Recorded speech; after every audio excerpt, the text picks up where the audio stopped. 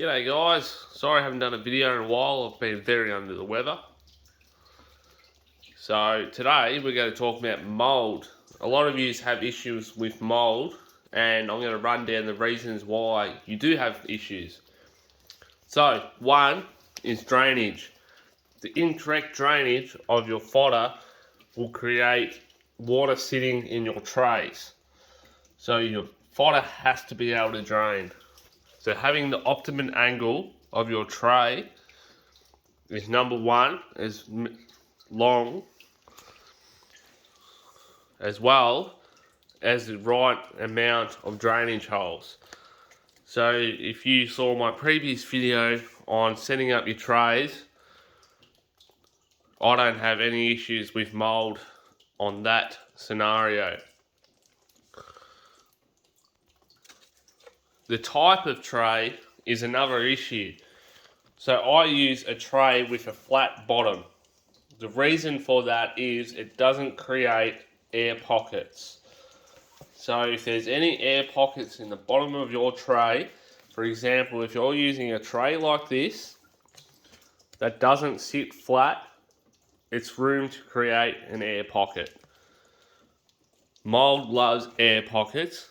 So any moisture can sit in those air pockets, create dampness, and then create mould.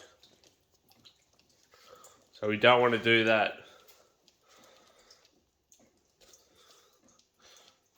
To prevent mould, soaking your seed in bleach, chlorine bleach, is another way. Depending on the seed, it has to soak for 12 to 24 hours. The harder the seed, the longer the soak. That will kill any bacteria, any mould, and give it a fighting chance. So basically you want to keep an eye on all your trays, and your weed mat has to look like that. And see the drainage holes? This has just been watered and there's no water sitting in the bottom of this tray. It has to be able to drain all the way down and dispel the water. The idea is for the seed to get wet, then dry, wet, then dry. Too much water is another reason why you'll get mould. So if you find yourself, you're doing all these things correct and you're still getting mould, if your seed is still wet the time you come to water it the next time, then you're watering it too much. So depending on the climate, you have to change the way you water. For example, cooler temperatures don't require as much water.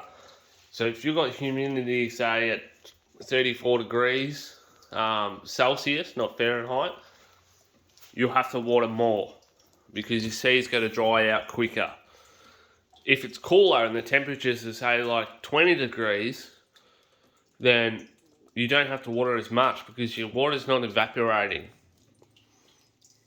A lot of people have the misconception it has to be warm, you know, that sort of thing. To a point it does. Humidity does work. You can try a humidifier in the colder months, but it doesn't really need that much warmth. It just needs a drier place that's not outside to the elements. So if your inside is 20 degrees Celsius, that's more than enough. It's more the light that helps the plant grow.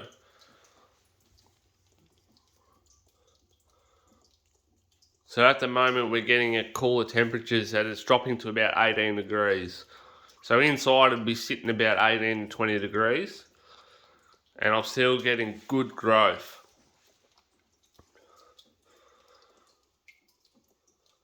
I would like to know your questions about mould and I'm happy to help.